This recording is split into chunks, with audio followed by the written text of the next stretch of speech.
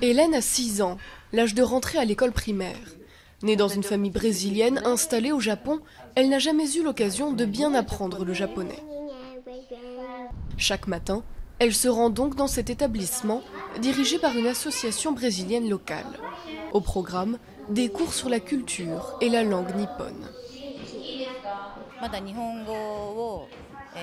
Ici, la plupart des enfants ne parlent pas japonais ou ne sont pas habitués à le parler. Nous espérons pouvoir les rassurer le plus possible et faciliter leur début à l'école primaire. À Toyohashi, dans le centre du Japon, de plus en plus de parents immigrés inscrivent leurs enfants dans des écoles japonaises pour leur assurer une meilleure intégration. Jusqu'à 13 000 familles brésiliennes sont venues travailler dans cette ville industrielle. Mais il y a 4 ans, la crise économique a poussé la moitié d'entre elles à rentrer au Brésil. Les parents d'Hélène sont restés. Arrivés au Japon il y a 10 ans, ils sont décidés à y élever leurs 3 enfants.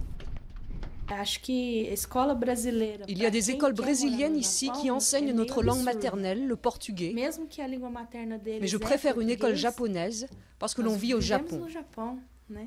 C'est mieux qu'ils apprennent le japonais, qu'ils apprennent ce que c'est que d'être japonais. Mais pour les immigrés plus âgés, le quotidien est plus compliqué.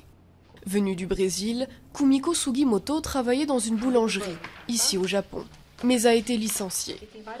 À 51 ans, elle espère aujourd'hui obtenir une qualification en tant qu'infirmière, en suivant une formation professionnelle.